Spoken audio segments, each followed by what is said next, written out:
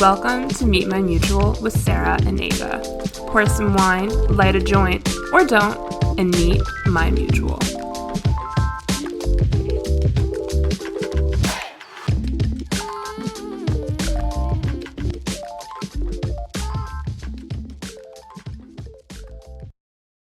Hi, everybody. Welcome back to Meet My Mutual. I'm Ava, and that's Sarah. Hey. Hi. We have a great guest today, Mariah Smith, who is an entertainment writer. She's also a reality TV. I would call her an expert. Oh, yeah. Yeah, for sure. And we just talk a lot about her writing career and some of the pieces she's written. And also we pick her brain on all things reality and all things entertainment, basically. So this one's for you, for all you reality fans. This episode's for you. Yeah, for sure. Anyone who's a fan of the Kardashians or Real Housewives, you'll love this. But also anybody who's an aspiring writer or aspiring in the entertainment business. She just has some great advice and she's such a good conversation. So enjoy. And on that note, free Britney. Yes, free She's Britney. on our mind. She's I can't stop thinking about it. I can't stop thinking about her and Anna Nicole Smith, whose documentary also came out. It's fucked up. Yeah, it's just the misogyny was real in the early 2000s and it's still real now. But I just hope that we can bring awareness to mental health and, you know, women. Like, come on, we can make our own decisions here. So everybody should go educate themselves on Britney Spears' conservatorship and what it all means, because I had no idea. Middle school me would be shook finding out all this information. Like, I really thought it was a different story when she shaved her head. Yeah, which just speaks to our episode about who's framing the reality that we're consuming. And absolutely, it's not the women that you're watching. That's for sure. That's for sure. So with that, pour some wine, light a joint. Meet Mariah Smith. Meet our mutual today and free Britney Spears. Amen, sister friend.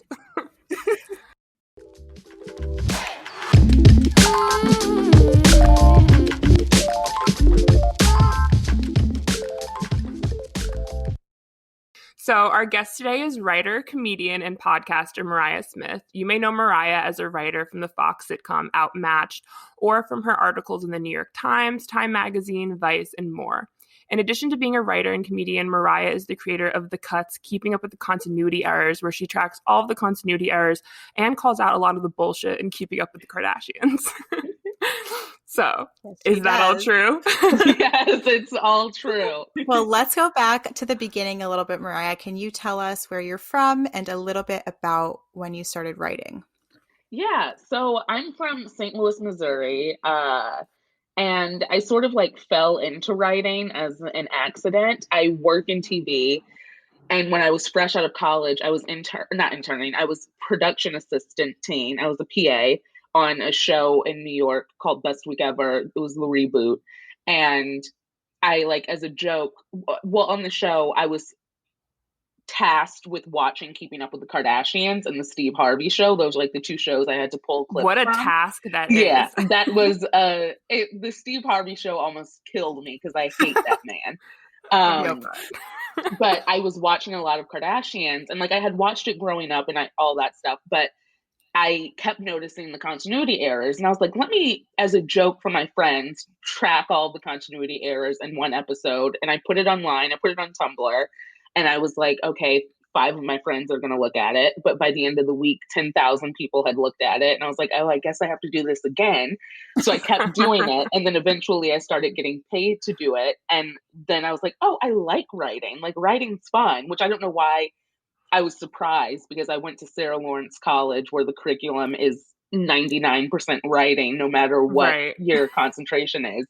So I sort of fully fell into it, started writing freelance for a bunch of different publications, then pivoted from production in television to writing for television. And that's how I ended up where I am today.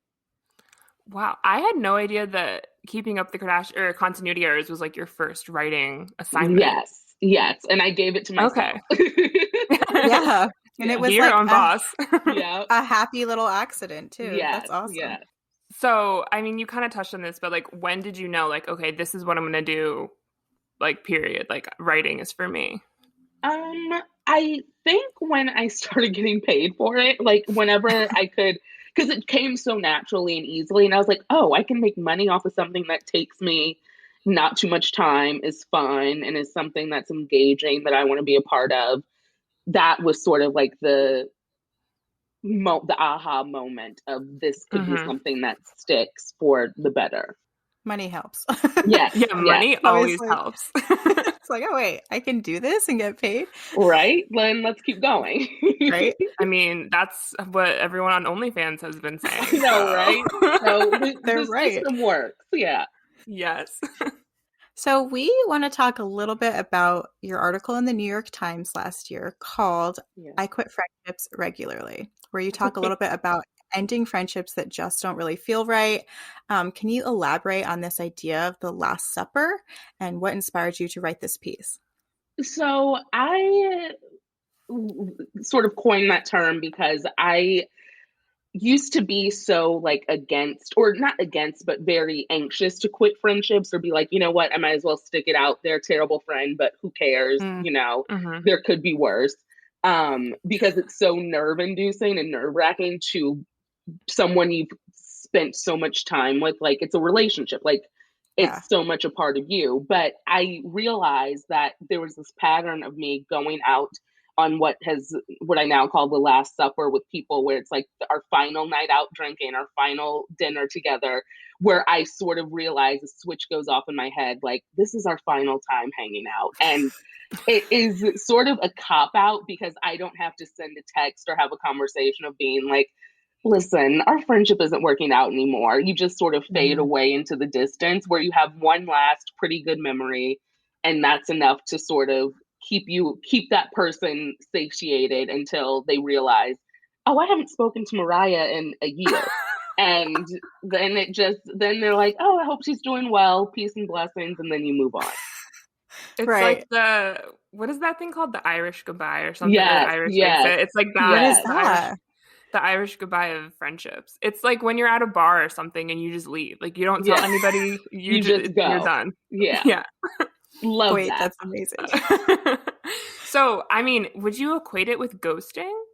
Probably, which is horrible because ghosting is bad. I do not condone ghosting. I guess in a way I do in terms of friendships, but in some circumstances, it's sort of like a mutual decision. Like one of the friendships I wrote about in the piece, we were high school friends and very close in high school. Obviously, college, as it does, a lot of friendships separate you in some capacity. And we tried to keep in touch as best we could, and like, you know, social media, whatever, but you're just not in the same place in life. And like, you know, things, there's no harm, no foul. You just know that your relationship isn't for this season of your life. And that was more of a natural cause. Whereas there was someone I was friends with in college where it was just a toxic friendship and we weren't giving each other anything mutually. And I also knew this person, like, one of the reasons I decided to end the friendship, I'm like, I could disappear tomorrow and they wouldn't care. So why am I friends with this person? So it's like, you know, doing That's a your good best test. to, yeah. And it's like, that is, if that's the case, then why are we wasting our time? Right. I feel like we've all been in one situation or another where you're like, oh, we don't really talk anymore. When we do, it's just like not the same. Right. And I never do it. I just let it phase out, but I never have like a hard. I know. Well, I was reading it. I literally had like oof, that happened to me. Like, I've been Last Supper. God. Like, and I was like multiple times. Yeah, I think we all have. And you know what? It's just a part of life and we have to respect it and move on from it. Yeah. I mean, so has any of your friends that you've Last Suppered, whether it was planned or happened in the moment that you were decided that this was it, like, have they tried to contact you? Like, being like, hey, like, yes, that's good. Someone I wrote about an article did contact me and was like, hey, thought things were good. And I was like, it's not that there's like any ill will. It just simply Right. is we aren't meant to be friends at this point in time. Or Mm-hmm. not that we're not meant to be friends. We simply aren't friends. Like on paper, we're not friends. Like we don't know the day-to-day goings on of each other's lives. Like I don't know what you do for work. You don't know what I do for work. I barely know where you live in the country. You barely know where I live in the country. So it's not like I'm, writing about or talking about my best friend who I just got off the phone with. It's someone who I hadn't spoken to in literal Mm-hmm. years. Yeah, But it's like yeah, you realize you're just kind of acquaintances at that point. You're like, well, is exactly. this worth it? Yeah. Exactly. Like I'll say hi to you if we run into each other, but I'm not gonna like ask you to get lunch like when I do run Right. into you. Right. It's gonna be That's like, hello. that would be so awkward. That would be like, okay, let's not kid ourselves and say, let's go get coffee. No, thank you. Right. Mm-hmm. Totally. So, okay, in your opinion, which is harder to get over, a romantic breakup or a friendship breakup? Because I feel like they're both hard. They're both very hard. I would say, that's a tough one. I would say for me, a friendship breakup, because there are more times than not, there are more parties involved who Yeah. have to like pick a side in some capacity. Not that people I've, broken up with friendship wise I've had to have made my friends pick a side, but there are more explanations you have to do. Like if you have mutual good friends, you're like, well, I'm not hanging out with so and so because I don't feel, like we're clicking like that Right. anymore. And I think there are more different conversations you have to have. Whereas with a relationship breakup, a romantic breakup, it's more cut and dry. And like you have the people you came into the relationship with, they have the people they came into the relationship with, and you just cut it off at the knees with that. Yeah, I was just gonna say friendships, I feel like normally have lasted longer than romantic Exactly. relationships. Yes. So there's so much more history and yeah, I Well, and agree. there's usually, like you said, kind of a reason for romantic relationships where you're just not working out anymore. But friendships, I find it just sort of happens gradually over time. You're sort of not doing the same thing, not connecting about the same topics, whatever, Right. moved away. And it's just sad because then you have all of those memories and the history, and you're like, man, if it was just like a different time and place, we'd still be friends, but we're just not. Exactly. Super sad. Exactly. It's super sad. And like there also is that sort of idealistic idea of maybe, in the future Mm-hmm. when things change, we could rekindle. Like even someone I wrote about in an article, I looked at their Instagram the other day being like, should I reach out and like try to make No. something happen? Yeah. And then I'm like, there's no reason to. So why did that even, come up for Yeah. me? But I haven't felt that way about a romantic relationship in quite some Yeah. time. So I'm like, it just feels different. Yeah. Yeah. I find myself thinking about old friends more than I think about Yes. exes. Yes. Totally. Yes. I had a toxic friendship that lasted a really long time and we quote unquote broke up multiple times, which that's a red flag in itself. If you're breaking up with a Exactly. friend multiple times, and it came to a point where I was done. And then she tried to contact me 8 months later, acting like, well, we're both changed now. I'm like, yeah, I'm changed in that I'm done. Don't need to. Yep. She did not take it well, but that's okay. That's That's why she's okay. And toxic. yeah, it's toxic and you don't need that in your life. Transitioning a little bit. Speaking of toxic, we have to discuss the chaotic show that is The Teacher on Oh Hulu. my God. Oh my God. That Because I show know you cut me have to my thoughts. core. Yes. I know Yes. you have thoughts. What are your thoughts? Can you tell? So here are first my overarching thoughts are Nick Well, wait, hold Robinson. on. Oh wait. We need to give a background, I guess, to people if True. they haven't I seen the haven't show. seen Yes, it, but that's Ava gave true. me the rundown. It's basically just a show about a teenage boy who gets preyed upon by his high school teacher and chaos ensues. Yes. It is a shocking tale. And it my biggest thing is Nick Robinson. I'm obsessed with him. I've loved him since he was on Melissa and Joey. He is very attractive, which makes watching the show that much harder because he's playing a 17-year-old, though he's 25 in real life. And so I watched the first half of the series alone and I was just watching it and I was like, okay, this is very creepy, but like it's a good show. Then I rewatched the whole season in one sitting with my sister again. And once I got to the final episode, and I don't want to give any spoilers, but once I got to the final episode and we saw where their story ended, my stomach has not unturned since that day. Like I feel just it puts like a face and name to pedophilia in one of the worst ways possible. And I'm someone who I watch SVU like it is the morning news. I watch it day in, day out. It's my favorite show. And I've seen some stuff on television. Yeah. And so I'm like, I've never seen a storyline on SVU that cut as deep as a teacher, because it was such a slow burn, and it was such they were just so entwined in each other's lives in such a disgusting way that I couldn't look away. And the show was far too sexy. They made the love scenes too, like you sort of like a way aspirational in a way. They made things seem aspirational, which I found that to be like one of the most triggering and disgusting parts of the show. I was talking to Sarah a little bit about it, and part of the way that it was produced or shot or written was that it was so slow. Yes. And the way the episodes rolled out is that you didn't know what side the show was on. Like, was the show pro this relationship? Like, exactly. Which makes like less nuanced viewers were probably like, yes, like I hope they rooting fuck. for them. Yeah. Yeah. And I'm like, to the thought of these people who are sitting at home like, that's a match made in heaven, made me furious. Like, because we have enough wherewithal to know this is objectively wrong. Like this is very, very bad. The other people, on the other hand, might not have that sort of critical thinking enough to know this is bad, no matter how young and attractive both these people are. It still is a crime, which is very upsetting. Yeah, and what a lot of people don't know is that it was, I think I told you this, Mariah, it was originally a movie. Yeah. And it was like a low budget indie movie, and the teacher in the movie is very much the villain.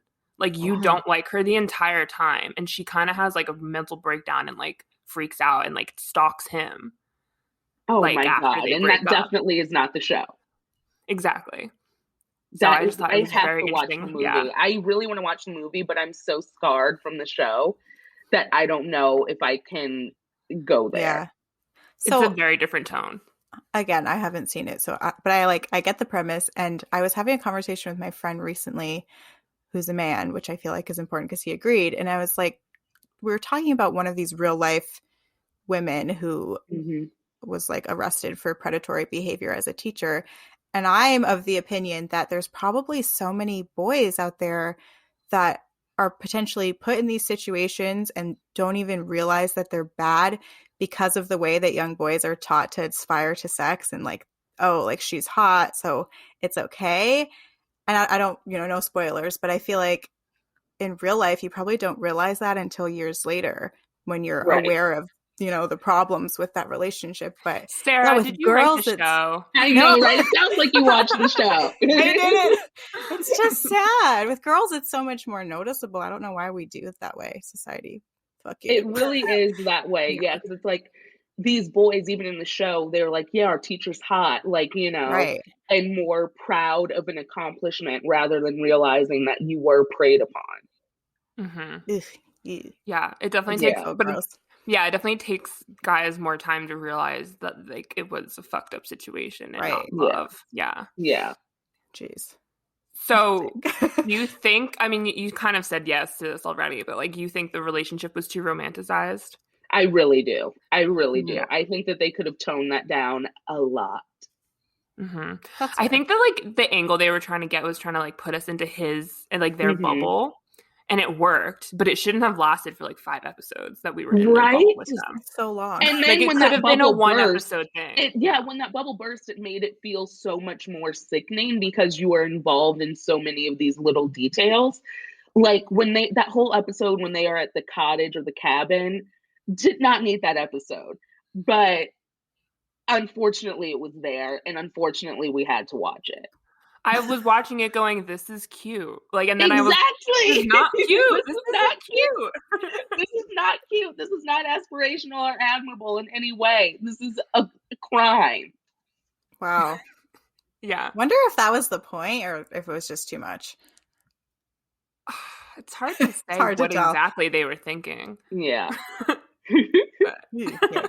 Well, I gotta watch it. Well, I don't know. Actually, it might be too I much. know. I mean, It sounds the intriguing. the man in it is hot. Like, he's so hot. It doesn't make any kind of sense. He is so attractive. He's not 17, right? Like he's No, he's No. 25. Okay. He's 25. Yeah, he's Good. He's grown. Yes. All right. Well, transitioning a little back into your career, you have this writing series with The Cut called Keeping Up with Continuity Errors, Continuity with a K, where you utilize the power of social media to track all of the continuity errors and messy timelines on Keeping Up with the Kardashians. So we're curious, would you consider yourself a fan or a critic of the Kardashians?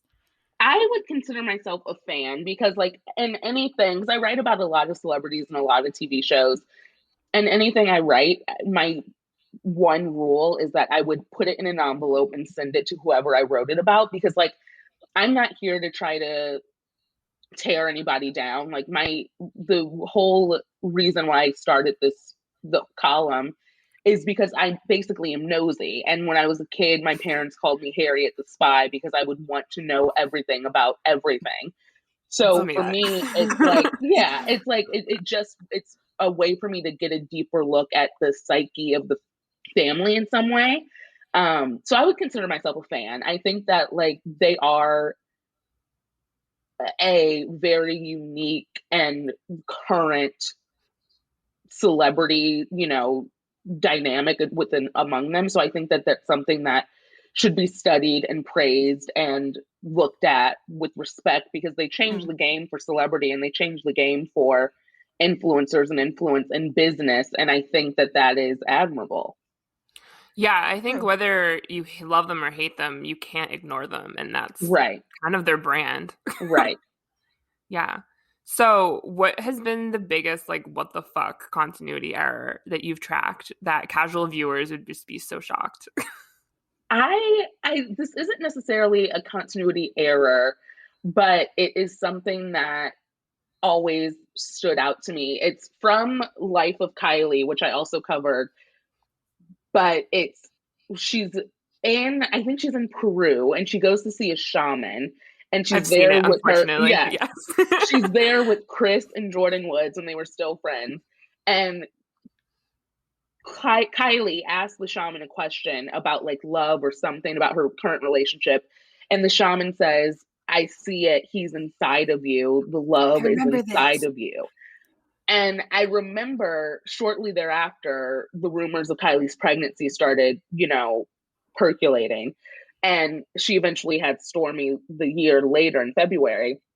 But I was able to track back to see that Kylie had essentially just conceived Stormy when that was said. So, like, the love inside of her was this embryo, essentially.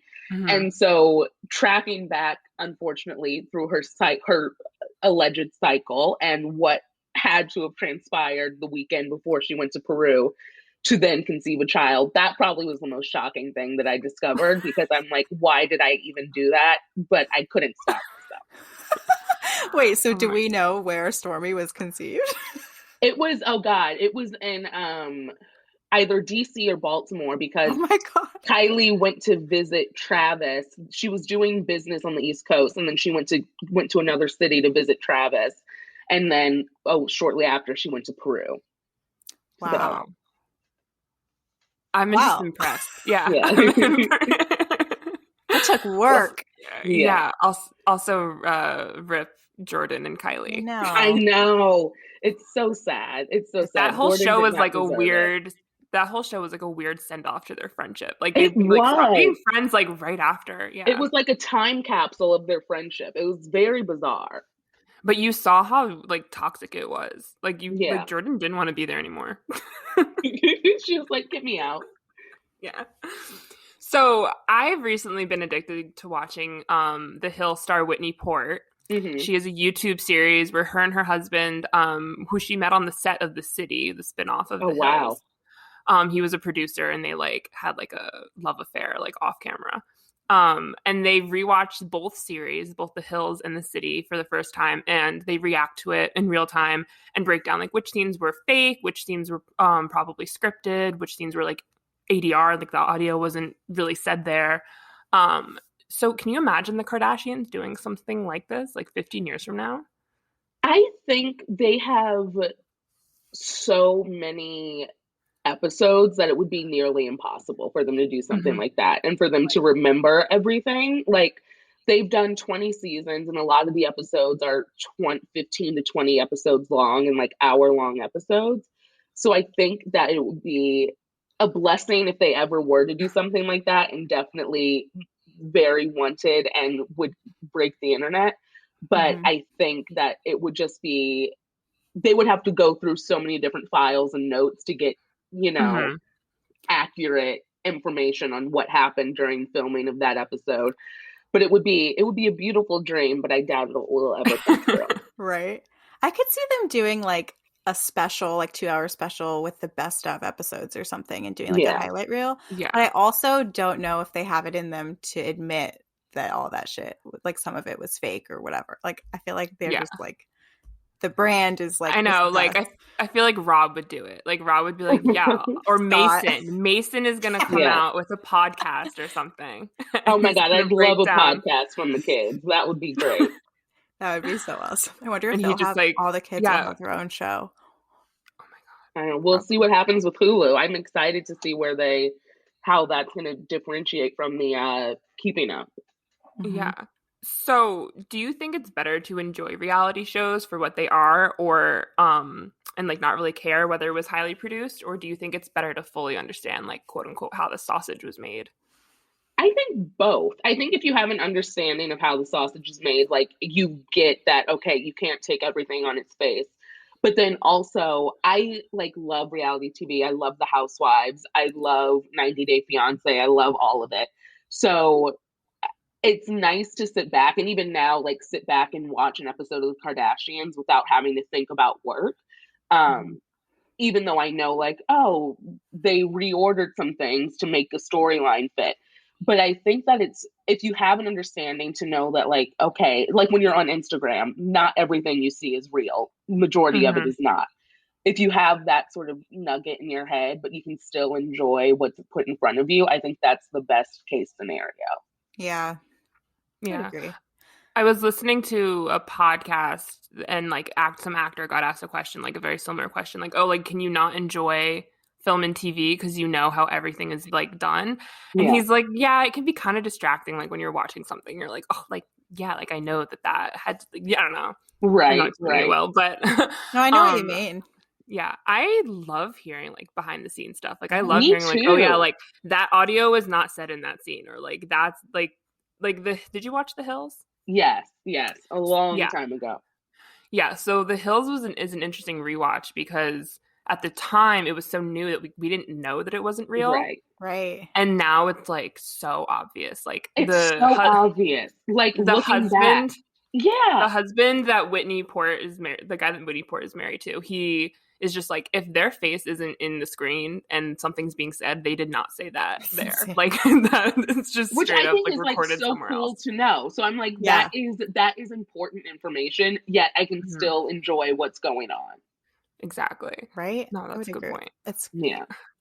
That's crazy, and it's crazy where reality TV is now. Like, I don't know. It's just come so far since The Hills. It has. Right. So we did have a listener question about this from Well Now What podcast asks, are most people paid to be on reality TV? They are. And like, because do you think they should be? Yeah. Okay. I think they should be, because it is a job, and like you have to show up, you have to be on, you have to be filmed, you have to like be a character of yourself, perform for these cameras and for the audience.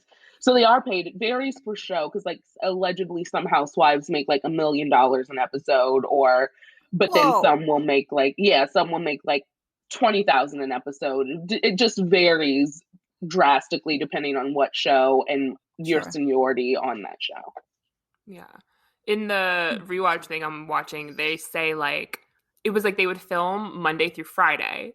And then on the weekends is when they would have their real life and they would go out and see like their real friends and stuff. But then they were like back to work filming with their fake friends on the hills or whatever. And like that blows my mind as like a former like fan.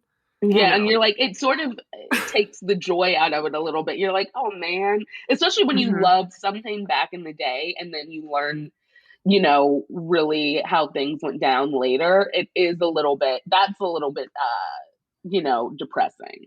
Yeah, like apparently Lauren Conrad and Brody Jenner were never a real item. That was fake. That was like a highly produced relationship. Yeah. They shot the kiss scene that like, if you know I'm talking about, the balcony kiss scene like 4 times. Oh my God. That makes me sad. It makes me sad, but then I'm also like, man, these people are better actors than we thought. Yeah. Like Spencer and Heidi, they knew exactly what they were doing the whole time. Like they just were like, okay, we're the villain. That's what we're going to do. And play into it. They were damn good and at get it. paid. Yeah. Yeah. So it's 2021, as we said, like most of us know reality TV isn't 100% real. So why do you think we keep going back to it? I think there's a sense of comfort in it. And like there are shows, like even now you're rewatching The Hills via this rewatch that Whitney and her husband are doing. It's a sense of nostalgia and comfort. And like there are shows, I've been watching The Kardashians since I was in high school. So it takes me back to that time, which is like nice and comforting. But also, it's just plain old entertaining. Like, if you're not watching The Real Housewives of Salt Lake City, I feel terribly for you because it's one of the most entertaining shows on television. And someone could tell me today that Meryl Streep was playing all the women on there, and I'd be like, great, love it even more. Like, I don't care if they're acting. I don't care if this is their day-to-day lives. Whatever it is, it's working, and I enjoy it. And if that's the bottom line, if I enjoy it, do whatever you need to do to make me enjoy it, because at the end of the day, that's all that matters. It's like escapism in a way. Yeah. Okay, well, I, on the other hand, am guilty of, I don't know, I feel like I distance myself sometimes from reality TV or even social media influencers just because of, I don't know, I feel like it affects my mental health, it affects my confidence sometimes, knowing, even though you know this isn't real, this isn't what they look like, but you feel shitty. So I'm just curious, like, do you ever find yourself dealing with that as someone who has to consume this media constantly for work? And also you enjoy it? Yeah, I mean, sort of. I mean, I'm just like anyone else where it's like, you have those days where you feel down on yourself and you're like, why don't I look like Khloe Kardashian? Like that is Khloe doesn't even look like Khloe though. It's true. That is a passing thought. But I think like I know that there's a difference between even how those people are portrayed in real life and on red carpets when they are like in their day to day. So I think it's pretty natural for me to separate like what they're putting out there is what they're doing for work. And there's a Sandra Bullock quote. She was on a late night show and she was like, if I'm getting paid $25 million not to eat a cheeseburger, I'm not going to eat a cheeseburger. And it's like, I'm not being paid that much money to curb any part of my lifestyle. I'm living my life the way I want to live my life. But there's a price tag to anything. And like part of these people's influencers, models, actors, performers, part of their job is to keep up a presentation of like how they were first introduced to the world, basically. So I think that, you know, not everyone's going to be the Ashley Grahams, the Gigi Hadids, the Kendall Jenners of the world. And that's just, you know, there's not much we can do about it. I don't want that many. I don't want that many Kendalls and Gigi's running around. Right.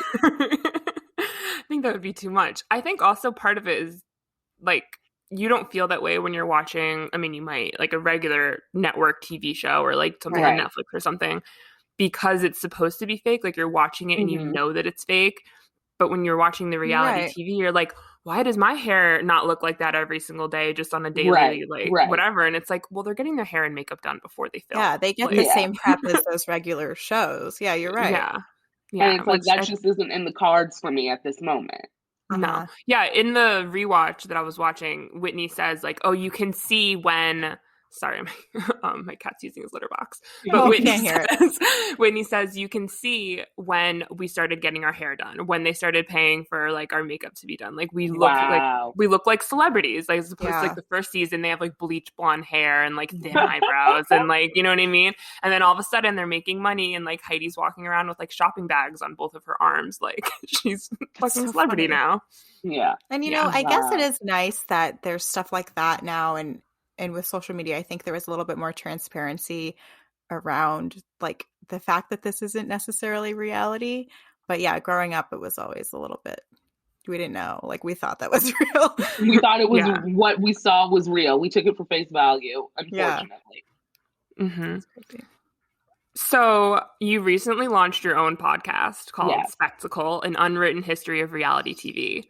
Can you just tell us a little bit about it and how it came about? So it's a Sony podcast with Neon Hum Media, and I can't take credit for coming up with it. Like I was approached and I really loved the idea of, because I love reality TV, obviously, and I love the idea of the history of reality TV. So we start at one of the first reality shows, An American Family from the 70s, which is so fascinating. And episode 1 gets fully into it. And then we talk about like the Bachelor, The Kardashians, The Real Housewives, 90 Day Fiance, almost every reality show under the sun, and get a deep dive into what it takes to get a show like that made and why it's so part of our culture and so ingrained in our culture. And I just think it's interesting to hear people who are on these shows talk about their experience, and also academics who are very invested in these shows themselves, some of them who have also been on the shows as well, talk about what the show means to our culture. It just is like a fascinating ride. And every episode I learned something different. And it is truly it's one of the great experiences of my life because I've learned so much and it's been so fun. Oh, I am so excited to listen. When does it come out? It comes out, so it came out February 10th. Oh, Awesome. so we gotta yes. listen. Okay, Yeah. yes. That sounds amazing. I want to like watch this 1970s reality TV show. It's very good. And there's a movie on HBO, I think, where Diane Lane, I think, plays there's I a love her. character. Yeah, she they recreate the reality show basically within like an hour and 30 minutes, and it's very good. So I definitely would watch that. That's awesome. Oh, So yeah. what do you think is like the biggest misconception around reality TV? That it's trash and that it's like a guilty pleasure. I think that there's so many things you can learn. Like even watching 90 Day Fiance, you can learn a lot about the visa process. Like you can learn things that you never knew, and you get exposed to different cultures and different people. And even shows like The Bachelor, Bachelorette, as vapid as they may seem, you're getting a study at how a lot of people live their lives. Like there are people and personalities that you encounter on reality TV that you wouldn't encounter in your normal day-to-day life. And I think that's just a great learning opportunity to learn how to deal with differences. But yeah, I think the biggest misconception is that it's like that it should be a guilty pleasure or it's trash TV, because at the end of the day, everything is trash TV. Everything's a guilty pleasure if it brings you joy in some capacity. Like there should be no bar for what is considered high or low brow, in my opinion. That's a good point. I have a random question now that you mentioned The Bachelor. Would you agree or disagree that it's basically a Christian dating show? I would agree. It is very evangelical and very like, especially the whole conversation around the fantasy suite and that, you have to save sex for the person you're going to marry, or someone who you think is like you're about to go down on one knee for. Like it just is so ridiculous. It's so ridiculous. Or there's like the virgin contestant that like that's her, that's her whole personality. Yeah. Or just the fact that like every single bachelor, bachelorette is like, I love Jesus. And that is that's me. Yeah. Yeah. And that's a part of their whole package. Yeah. I'm pretty sure, are you watching this season? Yes. I'm pretty sure all the people that he's cut, it's because they're not religious. Like that's the vibe I'm getting. Like he'll be like, I'm just not here yet. Yeah. Well, because even Tayshia last season, The Bachelorette, when she cut Ivan, she didn't explicitly say it until after the episode aired, or he said it. He was like, yeah, I wasn't religious enough, and so she Mm-hmm. cut me. And I'm like, that's so unfortunate because they Yeah. had great Yeah. chemistry. Oh, he was Wait, so cute. Yeah. do they usually like stay together after the show? No. No. So it doesn't No. even really matter. It's like you might as well pick whoever you want because it's Right. not like you're truly going to marry this person. Yeah, what's her face and Dale and Claire. Dale. Yeah, Yeah. they just broke up. Shocker. I know, No. right? After they made that big to do about being madly in love with one another. So like, Mess. what's the purpose of going on a show like that? Like just to become famous? You get verified on Instagram followers. Instagram. Yeah. Yeah. Yeah. Oh, that's You get that blue crazy. check instantly. Yeah. Wow. Which is all that matters, apparently. I guess so. So besides Keeping Up with the Kardashians, what's your favorite reality show and why? I would say my favorite reality show, like of a whole, is probably Vanderpump Rules because I am Good one. obsessed with their. It's so good. The drama is so real because they've all been friends for so long before the cameras started rolling, which I think is what is the key to great reality TV, which is why the Kardashians is so good because they're family and they've known each other their whole lives. But with Vanderpump Rules, they have these pre-existing relationships that are so deep and have been they've been part of each other's lives for so long that they know how to really dig at one another. And Tom Sandoval is just so emotional that no matter how famous he gets, he'll always be that emotional, which brings something so pure and delightful to the show. And I think that it takes you for a ride. You watch these kids grow up, and I really think it's a masterclass in reality TV. Mm-hmm. So you would definitely say that you're more that style of reality TV than like competition shows like Survivor and Amazing Race. I would, but although recently during the pandemic, I've gotten into Survivor. So good. So Sorry. it's I'm a so big good. Survivor fan. And I'm like, so I don't know anymore now because now I'm like, oh, competition shows are pretty good. Like I'll watch the Great British Baking Show occasionally. I Watch Amazing obviously watch Race. The Bachelor. Okay, that's next on my list, and I'm nervous to get into another Mariah. show. It is so good. Okay, I'll watch it. I haven't watched that since I was like in middle school, but it's so good. It's I've like never Survivor. seen it. Yeah, well, it's like Survivor because they came out around the same time. So like they have like those early seasons that are like kind of raw. I like the early reality TV like seasons where it's like filmed on film, like it's literally filmed on film, and like they're not trying to necessarily get drama. They're just trying to like observe. Like that's like you know what I mean. But I just talk about like learning about different cultures, like Amazing Race. Like they go all around the fucking world. That's really cool. It's I don't know why I really loved it. I'll watch it. Is it still on or is it? It's not right now, obviously. Yeah. They're not filming with the pandemic, but I'm pretty sure they still have new seasons coming out. Wow, that's so cool. Yeah, and they have like a family season that's like shortened and it's like only in America. Oh, like they race around the country, but no, those aren't good. But the real seasons are really good, and they'll bring the contestants. It's like Survivor where they have like super repeating character contestants and stuff who like okay, I really like that. Like that. Yeah, and they have crossover. So Amazing Race and Survivor are like sister shows. So they have Rob from Survivor goes on Amazing Race. Like they do that. Yeah, I know Natalie from Survivor. She was on Amazing Race, and she also was recently on The Challenge, which I was watching just for her, and since have stopped watching. But those shows have gotten me good. I guess, I'm sitting here like I was telling Ava, like I don't consume too much reality TV besides like early days Kardashian and whatever that fucking Netflix love triangle. No, the love one. Love triangle with the girl with the wine. Love is Blind. I loved Blind. Loved that one. But anyways, I was thinking like, I don't really watch that much reality TV, so I was nervous to talk with you. But I guess I do watch the competitive ones like Survivor, Amazing Race. I binged Great British Baking Show during this last year. Like it's my thing. So I guess it's just a niche of reality that I never considered because they're like normal. You're a competitor, Sarah. Weird. So okay, in your opinion, what's like the most iconic reality moment that you've seen? Oh, that's a great one. The most iconic. Oh God, I would probably that I would say at the moment, only because it's fresh in my mind and it's a new one that really knocked me off my feet, is Real Housewives of Salt Lake City, episode 1, season 1, when Mary, a housewife, told another housewife, Jen, that she smelled like hospital. And like, if you know the show, you know that's like, it was such a big deal. And if you watch the episode, you'll understand why. But it is such an iconic phrase to utter. That to me, you just tell people that now. Yes, the fact that there's a storyline that revolves around that one sentence really takes the cake for me.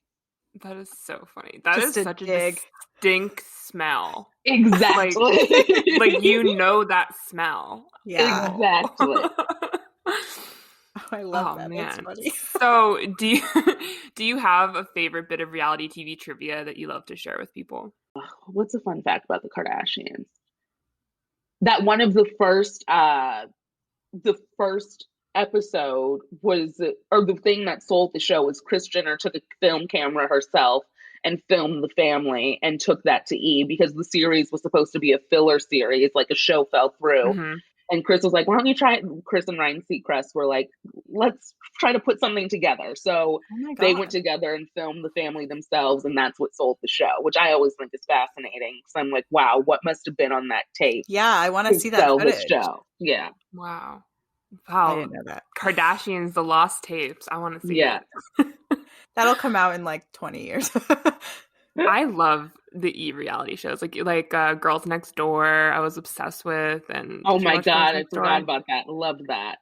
Yeah, Molly Mulshine. Yeah. She was our guest, and she has a podcast, and she was talking about Holly Madison's book about it, and she it was posted really a whole TikTok about that and like what the girls didn't know. It was crazy. They got they didn't. I gotta watch that. Like they didn't know that they were told that they were going to blur any nudity, but they didn't blur it on the DVDs, and they didn't blur it on like the European distribution. So they were like, taking their clothes off, thinking, oh, it's whatever. Like no one's going to see this. Turns out a lot of people did. Disgusting. That is horrifying. Yeah. It goes. You should listen to Molly's podcast and read Holly's book because it is okay. I will have to do that because that's insane. I think she said also that they weren't paid very much, if at all, because they were told that the show was like about Hugh and not about them. Mm-hmm. But which, obviously it was fucking about them. Like, literally the girls next door. So yeah. It's just like, oh my God. Yeah, that was a crazy one. Okay, what are your thoughts though on reality stars like Stephen Colletti, Nicole Richie trying to pivot now to serious acting careers? Here's the thing, more power to them. Go for it. And I actually will say I was pleasantly surprised by Nicole Richie's acting abilities and comedic timing. I had no idea Steven was trying to pivot. I don't know. Well, he was in One Tree Hill back in the day.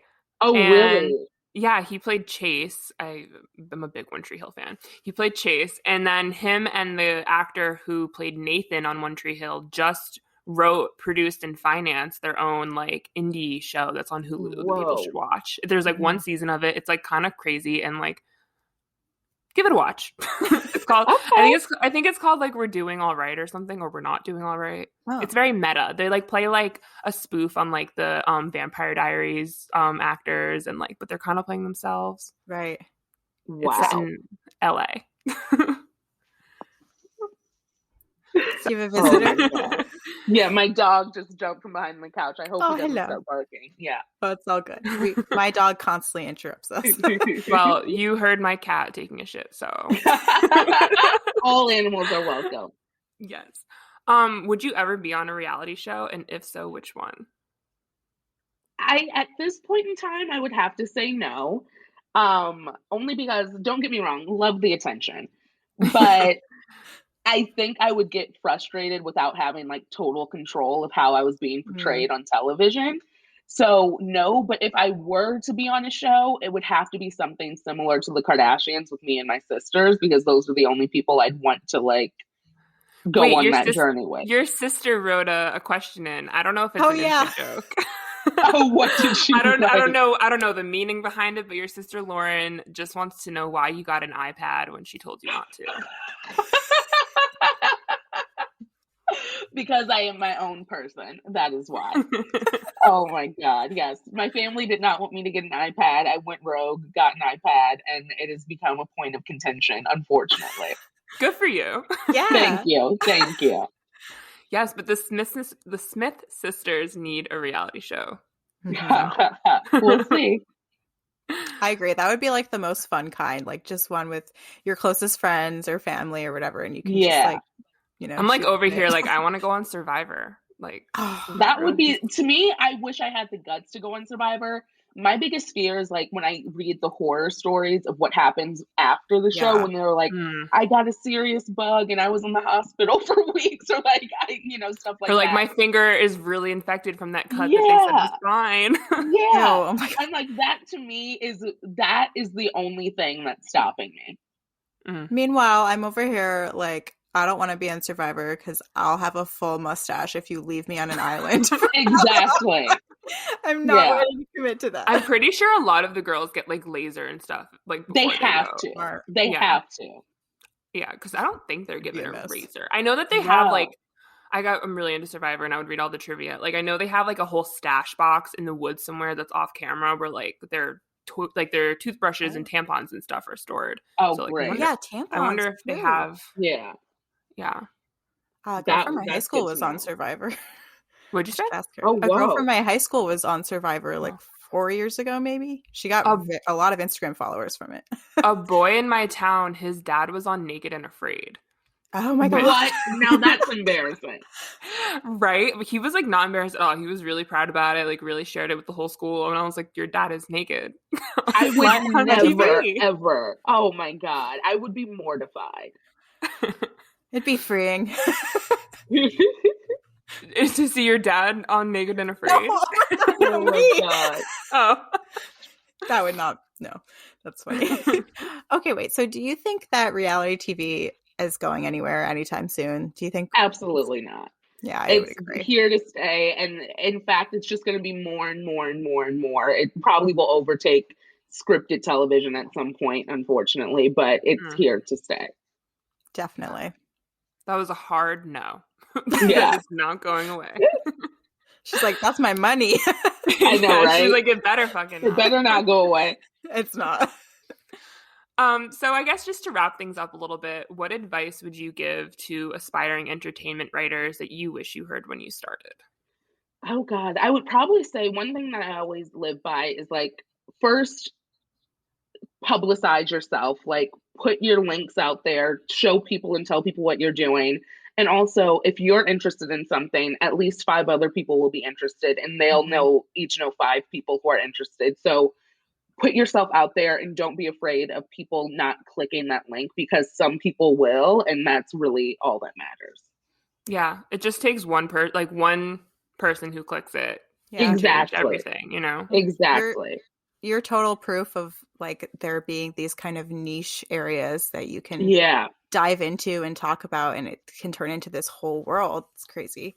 It can turn into a paycheck. Exactly. And that's why we do it. Amen. Well, thank you so much for coming on. Last and certainly not least, we just want you to plug yourself. Let us know, do you have any projects coming up? Where can our listeners find you and your work?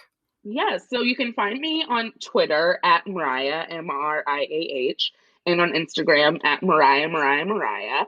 And listen to Spectacle. It is wherever you get your podcast, and it's streaming now. So yeah, that's my whole thing. We're definitely going to link to all of that because everything's going to be out by the time this episode drops. So awesome. Right. Yeah. Thank you again so much. I haven't seen you in so many years. I know. It feels like forever. Oh my God. I know.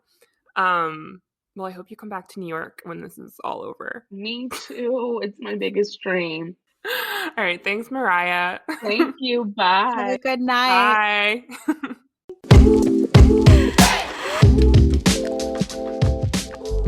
Thank you for listening to Meet My Mutual. We hope you enjoyed today's episode, and if you did, please be sure to like, rate, and subscribe to our podcast on Apple Podcasts, Spotify, or wherever you listen, and be sure to tell your friends about us.